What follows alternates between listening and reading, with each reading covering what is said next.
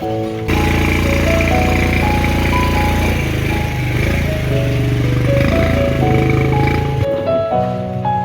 vụ cho mấy em này nè. Đó.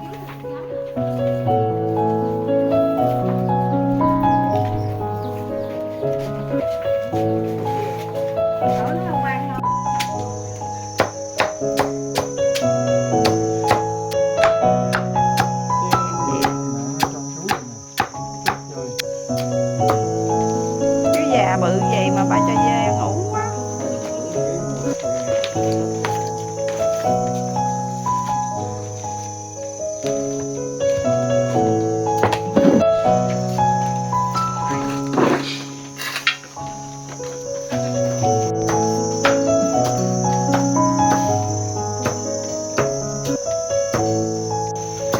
Dê con được. Đó. Dê con đẹp không?